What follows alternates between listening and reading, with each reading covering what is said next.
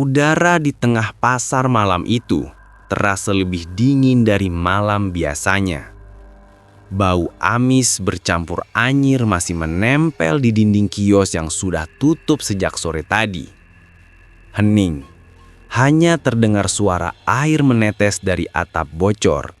Dan sesekali, tikus yang berlari di antara tumpukan karung beras. Tapi, di ujung lorong, ada satu kios yang lampunya masih menyala. Terlihat cahaya kekuningan menembus celah pintu yang sedikit terbuka. Di dalamnya, seorang lelaki setengah baya sedang berjongkok di dekat meja kayu.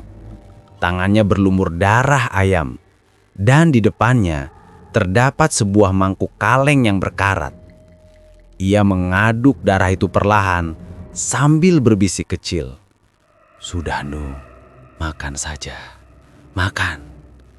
Dari bawah meja, seekor tikus besar muncul perlahan. Bulunya berwarna kuning kecoklatan, matanya merah menyala.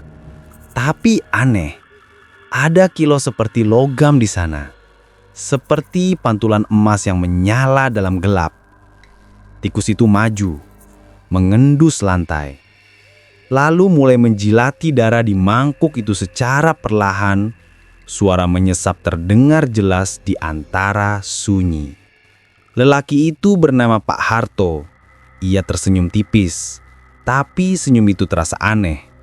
Tangan kirinya gemetar, sementara bibirnya bergerak pelan entah membaca doa atau mungkin mantra.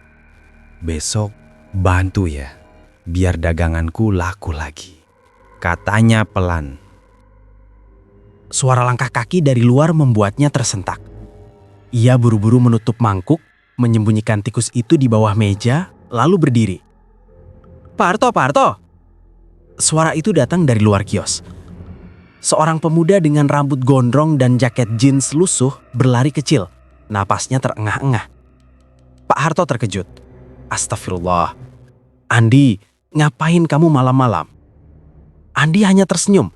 Napasnya masih terengah. "Maaf Pak, saya kira ada maling. Soalnya dari tadi saya lihat lampu kios Bapak masih nyala." Pak Harto menatapnya sebentar. "Lawong, saya ini yang jaga, Andi. Mosok malingnya saya sendiri?" Andi ikut ketawa kecil. Tapi matanya sempat melirik ke dalam. Bau amis banget Pak. Kayak bau darah ayam." Pak Harto terdiam. Mungkin dari warung sebelah. Mereka tadi motong ayam buat besok pagi." Andi mengangguk pelan, tapi tatapannya tetap menelisik. Iya sih. Cuma tadi saya sempat dengar kayak ada yang gerak di dalam, Pak." "Nggak ada apa-apa, Andi. Udah, kamu pulang aja. Besok pagi bantu saya angkat karung ya." Andi mengangguk, tapi ia sempat melihat lantai di dekat kaki Pak Harto. Ada ceceran darah yang baru setengah kering. Pak, itu di bawah meja." "Sudah. Besok aja. Sekarang sudah malam. Jangan banyak nanya." Andi terdiam. Wajahnya menegang, tapi akhirnya ia mundur perlahan. Iya Pak. Maaf." Andi berjalan pelan, makin lama langkahnya terdengar menjauh. Pak Harto menarik napas panjang. Tangannya bergetar sewaktu ia berjongkok, mengangkat karung dari bawah meja. Seekor tikus kecil muncul di sana. Matanya berkilau emas samar. Pak Harto tersenyum tipis. "Tikus emas, jaga daganganku ya.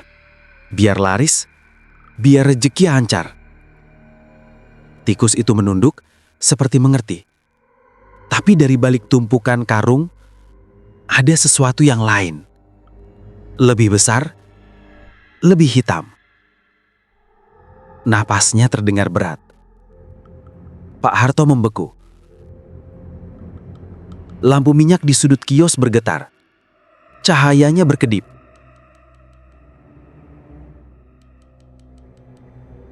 Ya Allah, jangan sampai gagal lagi. Dan saat itu, dari bawah meja keluar ekor panjang berwarna keemasan. Bergerak perlahan, meninggalkan jejak darah tipis di lantai yang dingin. Lalu, hening. Hanya terdengar suara tikus-tikus kecil berlarian di kejauhan. Dan lampu minyak itu padam perlahan. Pagi datang perlahan. Langit Surabaya masih diselimuti kelabu. Sisa hujan semalam belum benar-benar hilang. Di antara kios-kios yang baru buka, bau amis itu masih samar tercium. Pak Harto duduk di depan kiosnya dengan segelas kopi hitam yang sudah dingin sejak tadi. Matanya sayu, seperti orang yang kurang tidur. Dari kejauhan, Andi datang sambil membawa karung kosong di bahunya. "Pagi, Pak." Suaranya pelan namun terdengar ceria. Katanya mau angkut barang. Pak Harto hanya mengangguk. "Iya, Andi, itu karung beras di pojokan. Pindahin ke belakang." Nada suaranya datar, seperti sedang memikirkan sesuatu yang berat. Andi mengangguk lalu masuk. Udara di dalam kios terasa lembab dan dingin. Di sudut ruangan ada 5 karung besar masing-masing bertuliskan huruf merah pudar, beras kepala super. Saat Andi mengangkat karung pertama, entah kenapa karung itu terasa lebih berat dari biasanya. Seperti ada sesuatu yang lain di dalamnya. Ia sempat ingin membukanya, tapi Pak Harto langsung menoleh. "Jangan dibuka, Dik. Nanti tumpah. Angkat saja ke depan." Nada suaranya tenang, tapi tajam. Andi menurut. Ia pikul satu persatu sampai semua karung-karung itu tersusun rapi di depan kios. Selesai bekerja, Pak Harto menyodorkan beberapa lembar uang dan seplastik kecil beras. "Ini buat istrimu. Masak yang enak ya." Andi menerimanya dengan sungkan, lalu pamit. Saat ia menoleh terakhir kali, Pak Harto sedang berjongkok di lantai, membuka sesuatu di bawah meja, seperti peti kayu kecil yang ditutup kain merah. Andi memilih pura-pura tidak tahu. Ia buru-buru melangkah pergi. Menjelang siang, pasar mulai terlihat semakin ramai. Suara tawar-menawar pembeli dan pedagang terdengar di lorong pasar. Kios Pak Harto pagi itu terlihat paling ramai pembeli. Berasnya terkenal bagus, bahkan lebih putih dari beras di tempat lain. Padahal harganya justru paling murah. Orang-orang heran, kenapa stoknya tidak habis-habis? Padahal gudangnya kecil loh. Iya, tapi tiap hari ada aja beras baru. Mungkin dia punya pemasok rahasia. Gosip itu tersebar dari satu pedagang ke pedagang lain.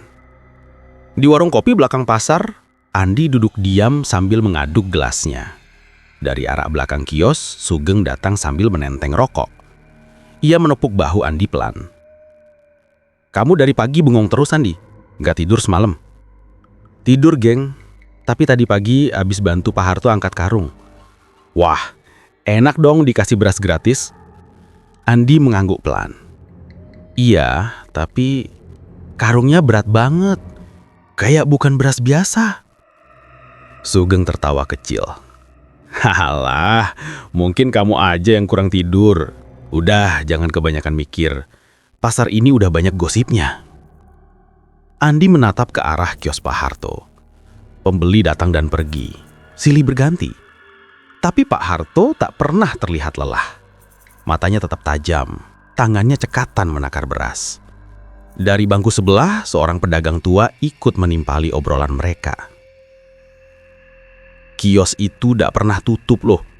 Bahkan waktu banjir besar, lampunya tetap menyala. Aku lihat sendiri waktu itu. Andi dan Sugeng saling pandang. Maksudnya, tengah malam pun nyala? Iya, katanya dia ada yang bantu jagain. Suaranya terdengar pelan, tapi terasa menusuk. Dan sejak itu, Andi merasa ada sesuatu yang aneh di kios itu. Bukan sekedar urusan harga beras. Sore hari, pasar mulai kembali sepi. Pak Harto menutup tirai besi kiosnya. Dari celah kecil di bawah pintu, Andi sempat melihat cahaya lampu bergetar dan bayangan tubuh Pak Harto yang sedang berlutut. Tangannya memegang sesuatu yang merah, seperti kain basah. Ia lipat perlahan, memasukkannya ke peti kayu kecil di bawah meja, lalu berbisik pelan. "Sudah cukup untuk hari ini. Besok lagi ya." Saat kunci peti dikaitkan, suara kecil terdengar di balik rak. Cit, cit, cit. Andi menatap dari jauh. Seekor tikus kecil keluar pelan dari bawah meja, bulunya berkilau keemasan di bawah cahaya redup. 2 bulan berlalu. Pasar Turi terlihat ramai seperti biasanya. Tapi di kios Pak Harto, suasananya terasa berbeda. Di dalam rumah sederhana di kawasan Tambak Bayan, Pak Harto, pedagang beras yang dikenal ramah namun misterius, meninggal mendadak karena serangan jantung. Malam itu, orang-orang datang melayat. Para pedagang pasar Turi ikut membantu memandikan dan menyalatkan jenazah. 3 hari setelah pemakaman Pak Harto, kini kios itu dijaga oleh seorang pemuda, Budi, anak satu-satunya Pak Harto. Ia datang jauh-jauh dari Malang untuk ngurus kios peninggalan bapaknya. Budi tidak tahu apa-apa tentang kebiasaan yang dilakukan bapaknya semasa hidup, apalagi tentang ritual yang dulu dilakukan di dalam kios itu. Yang ia tahu hanya satu: kios ini adalah sumber hidup bagi keluarganya. "Bapak udah jaga tempat ini puluhan tahun," katanya pelan sambil menyapu lantai. "Sayang kalau tutup begitu aja." Orang-orang pasar menyambutnya dengan hangat, tapi tidak dengan rasa percaya yang sama. Mereka berbisik di antara tumpukan karung beras dan asap gorengan. "Anaknya nggak ngerti aturan bapaknya. Dulu tiap malam kios itu selalu nyala, sekarang malah gelap." Budi hanya tersenyum saat mendengar bisik-bisik itu. Ia pikir semua cuma omongan orang iri yang tidak suka lihat anak muda meneruskan usaha orang tua. Malam pertamanya di kios terasa panjang. Lampu neon di atas meja berkedip-kedip. Udara di dalam terasa lembab, berbau amis. Di rak belakang, karung-karung beras masih tersusun rapi. Tapi Budi merasa seperti ada yang mengintip dari antara celah karung. Ia berjongkok, menyalakan korek gas. Cahaya kecil itu menyorot sesuatu yang bergerak cepat. Suara gesekan halus, lalu senyap. "Ah, tikus lagi," gumamnya. Ia menutup karung dan lanjut menghitung stok. Tapi tiba-tiba suara itu datang lagi. Kali ini lebih jelas. Gersak, gersak. Seperti kuku kecil menggores kayu. Budi menoleh dan seluruh tubuhnya menegang. Dari celah karung beras muncul kepala seekor tikus. Tapi tidak seperti tikus biasa. Bulunya terlihat berkilau keemasan di bawah cahaya lampu. Tikus itu diam, menatapnya tanpa takut. Matanya bulat, berair. Tapi dalam tatapan itu ada sesuatu yang aneh. Budi mundur perlahan. Nafasnya berat. Ia ingat cerita orang-orang tentang penunggu pasar, tapi segera menepis pikirannya. "Ah, cuma tikus, Bud. Cuma tikus." Ia menutup karung rapat-rapat, lalu keluar dari kios. Tapi dari luar, telinganya masih menangkap suara samar. "Shh, shh." Seperti bunyi lidah seseorang yang memanggil, lirih, teratur, dan familiar. Suara yang dulu sering ia dengar dari kamar ayahnya setiap malam Jumat. Keesokan harinya, beberapa pedagang menyapa dengan ramah. Wah, anaknya Pak Harto ini, pantesan pinter dagang. Baru sehari udah ramai pembeli. Celetuk salah satu pembeli. Budi hanya tersenyum, tapi matanya sembab. Semalaman ia tidak bisa tidur. Setiap kali mencoba memejamkan mata, bayangan tikus berkilau itu selalu muncul di kepalanya. Dan entah kenapa, di pagi itu saat ia membuka laci uang hasil dagangan, di antara lembaran rupiah ada sesuatu yang keras dan dingin. Sebuah serpihan emas kecil. Sebelum pulang, Budi menyempatkan diri membereskan kios. Saat ia menggeser meja, seekor tikus besar merayap keluar dari bawah meja. Bulunya berkilau emas di bawah cahaya lampu kios. Ia berhenti di depan kain merah yang tertinggal di lantai, lalu menciuminya lama sebelum menghilang ke balik peti kayu kecil di sudut rak.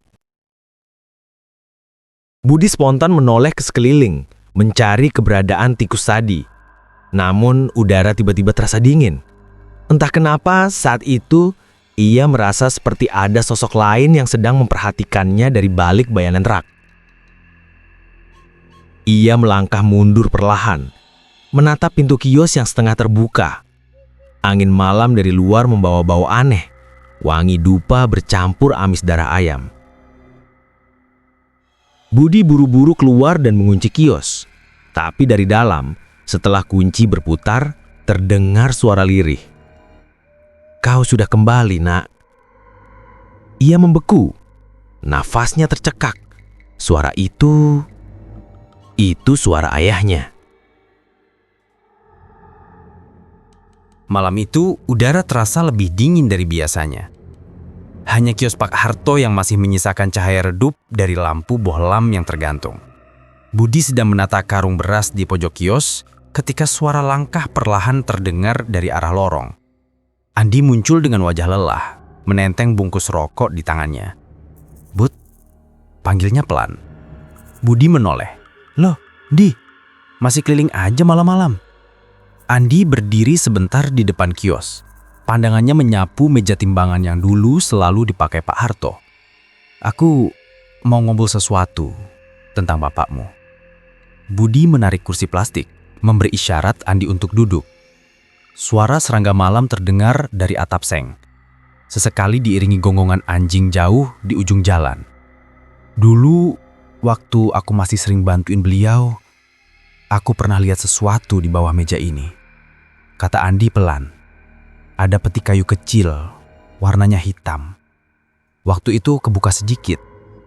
Di dalamnya ada kain merah. Baunya amis banget. Sejak malam itu aku gak pernah berani bantu di kios bapakmu lagi." Budi terdiam. Pandangannya berpindah ke lantai di bawah meja. "Aku juga sering rasa aneh. Kadang kalau kios ini sepi, suka kedengeran suara. Kayak sesuatu yang bergeser dari bawah." Andi menunduk. Tangannya meremas bungkus rokok yang hampir habis. Suara nafasnya berat, seperti sedang menahan sesuatu. "Aku jadi keingat, Bud. Dulu Pak Harto pernah bilang sesuatu ke aku. Waktu itu malam Jumat, dia lagi nyapu depan kios. Dia berhenti sebentar, menatap ke arah meja kayu tempat mereka duduk. Katanya, kios ini jangan sampai tutup. Terutama saat bulan purnama. Lampunya harus tetap nyala." Budi menatapnya heran. "Kenapa?" Andi menarik nafas panjang sebelum menjawab. Dia bilang, kalau sampai lampunya mati, penunggu kios ini bakal keluar nyari makan sendiri. Suasana hening. Budi menatap wajah Andi yang tampak tegang dalam cahaya lampu kuning. "Kamu tahu siapa penunggu kios ini, Di?" Andi menggeleng perlahan. "Gak tahu, Bud. Tapi malam itu aku sempat dengar suara aneh dari arah peti. Kayak ada orang yang lagi memakan sesuatu." Keduanya terdiam lama. Hanya terdengar desis pelan dari lampu bohlam. "Aku cuma tahu sampai situ," ujar Andi akhirnya. Suaranya rendah. Ia berdiri pelan, menepuk bahu Budi. "Sudah malam. Aku balik dulu ya." Jangan lama-lama di sini, Bud. Andi melangkah pergi. Bayangannya menghilang di lorong sempit pasar yang dingin. Budi masih duduk terdiam, pandangannya tertuju pada meja kayu tua itu, tempat Andi dulu melihat peti hitam itu. Beberapa saat kemudian, rasa penasaran menuntutnya bergerak. Budi membuka laci di bawah meja. Tangannya menyapu debu tebal. Jari-jarinya menyentuh sesuatu, keras, dingin, dan berdebu. Sebuah buku lusuh dengan sampul kulit berwarna coklat. Ia menyalakan lampu kecil di atas meja. Saat dibuka, halaman-halamannya berisi tulisan Arab Pegon bercampur huruf Jawa. Beberapa simbol aneh tergambar di sudut kertas. Seperti bentuk hewan kecil dengan ekor panjang dan taring runcing. Budi membalik satu persatu, sampai akhirnya ia menemukan satu halaman yang membuatnya terdiam. Setiap purnama, beri mereka makan. Jangan sampai lupa, atau darahmu sebagai penggantinya. Budi menarik napas panjang. Bau lembab bercampur amis menusuk hidungnya. Ia menutup buku itu cepat-cepat dan membawa pulang. Malam itu, di rumah kontrakannya, lampu minyak bergoyang tertiup angin. Rasa penasaran membuat Budi ingin membaca buku itu lagi. Tapi sebelum tangannya benar-benar menyentuh sampul buku, tiba-tiba buku itu terbuka dengan sendirinya. Tulisan merahnya terasa seperti hidup, seolah menatapnya balik. Beri mereka makan, atau darahmu sebagai pengganti. Budi membacanya berulang-ulang, hingga matanya terasa berat. Dalam tidur yang tak tenang, ia bermimpi. Kios Pak Harto tampak seperti dulu. Lampu neon berkedip pelan, lantai basah memantulkan cahaya. Di pojok, Pak Harto duduk bersila, dikelilingi puluhan tikus berbulu keemasan. Pak Harto menatap Budi, tersenyum tipis. Kalau kau ingin rezeki terus mengalir, kau harus memberi mereka makan. Budi mencoba berteriak, tapi suaranya tertahan.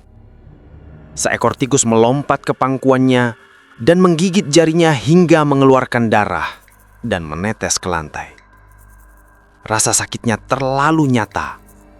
Ia terbangun dengan nafas tersengal. Tenggorokannya terasa kering. Saat menatap tangannya, darah tipis merembes dari jari tengah. Bekas gigitan kecil terlihat jelas di sana.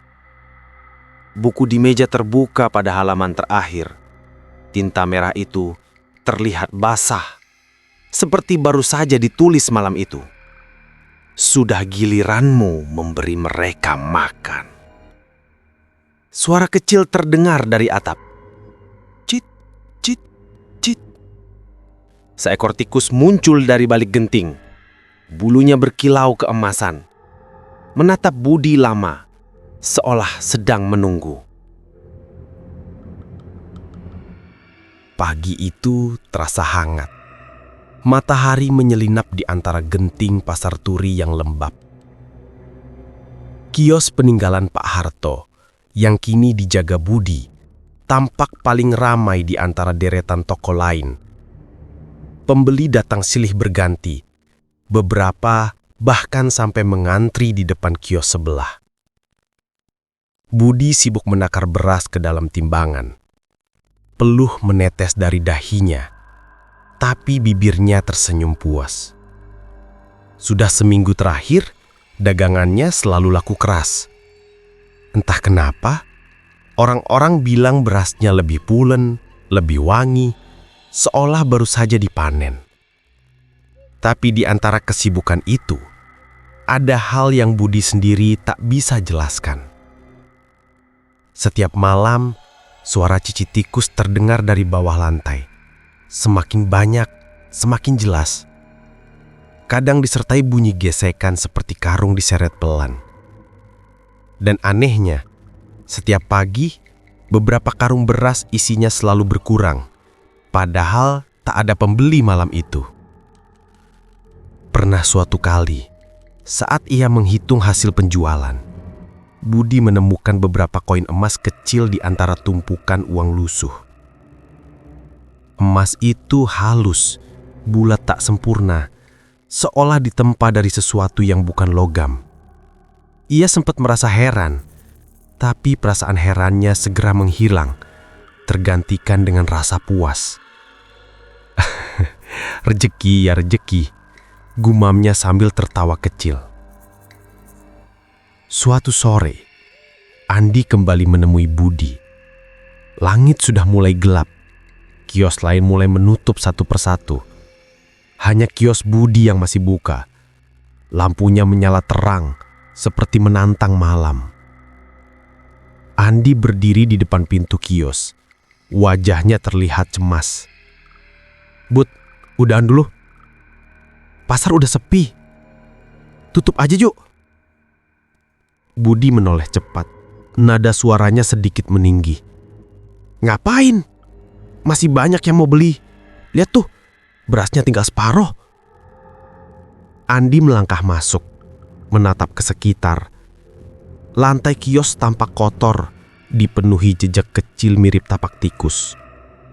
Di sudut, ia melihat karung beras yang sedikit sobek. Isinya tumpah, tapi itu bukan bekas gigitan.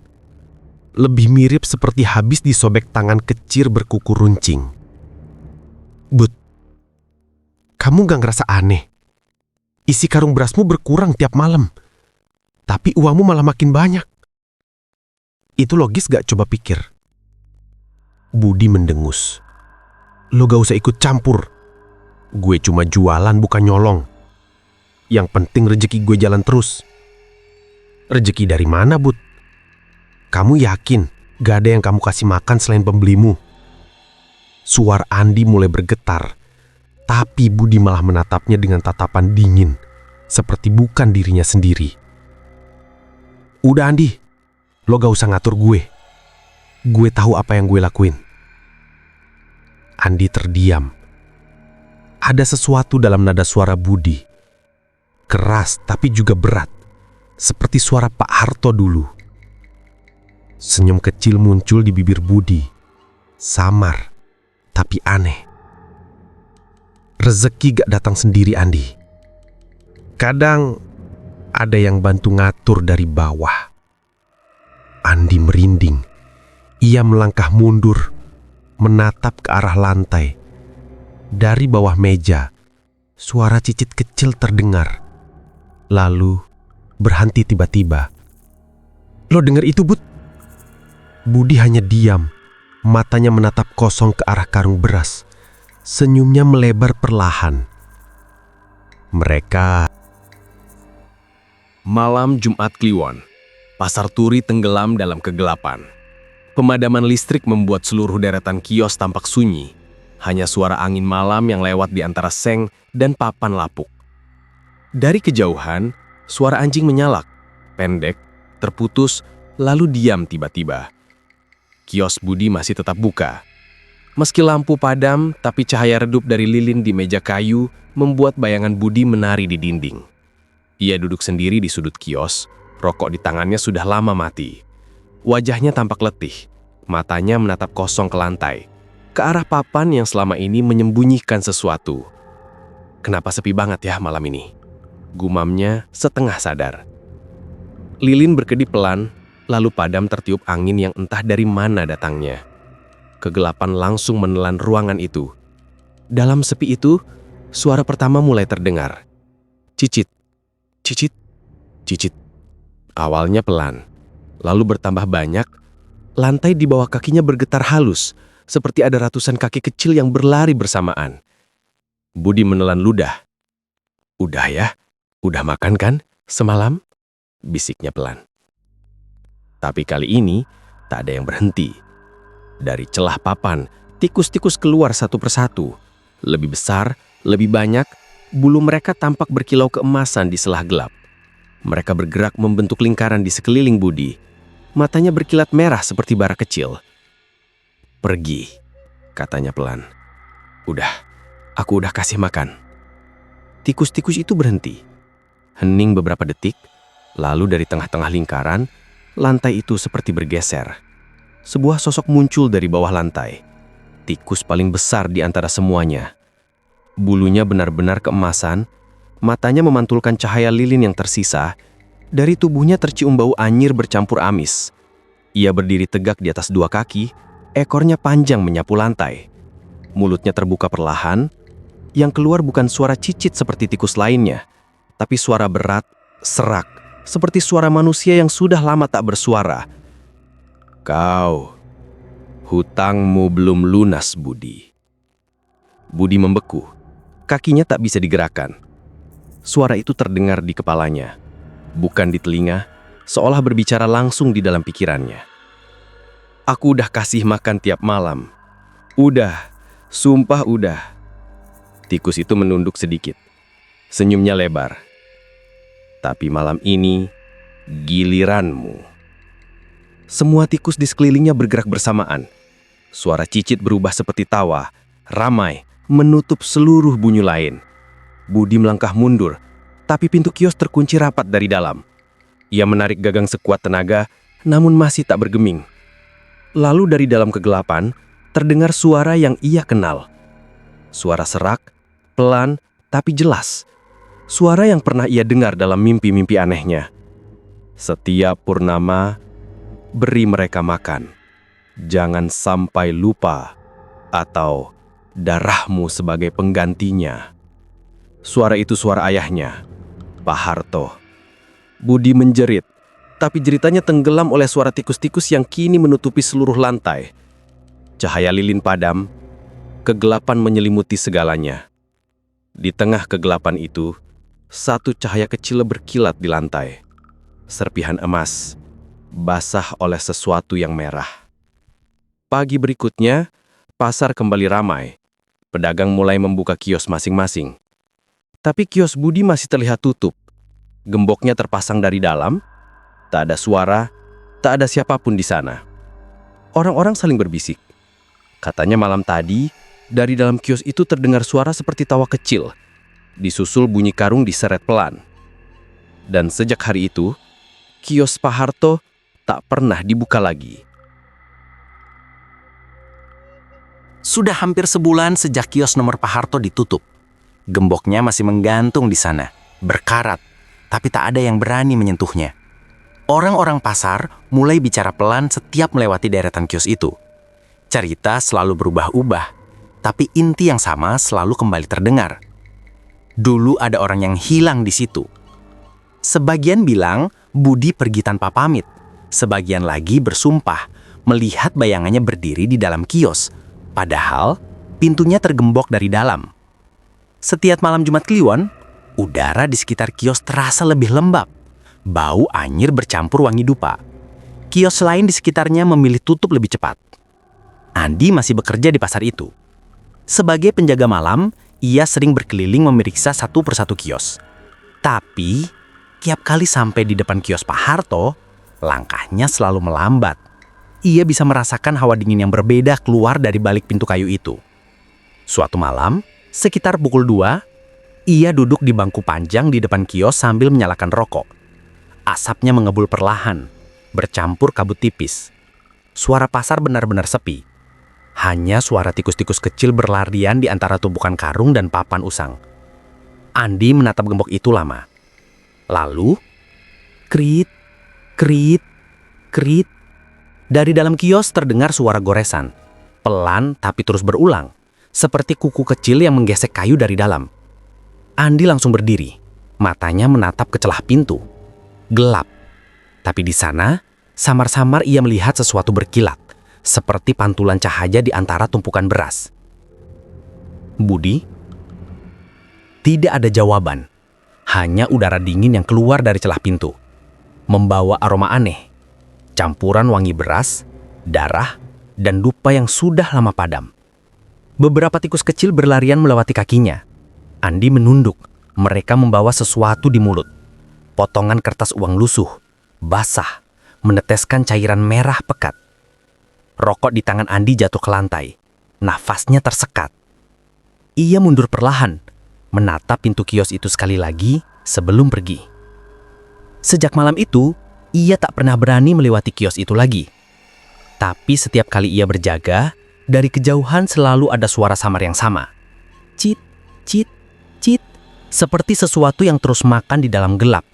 Dan di pagi hari, kadang ia menemukan jejak-jejak kecil di depan kios itu, berwarna keemasan, menempel di tanah, lalu hilang begitu saja. Di Pasar Turi, kalau ada kios yang tetap wangi meski sudah lama tutup, jangan pernah singgah. Itu bukan bau dupa. Itu bau darah lama yang belum kering.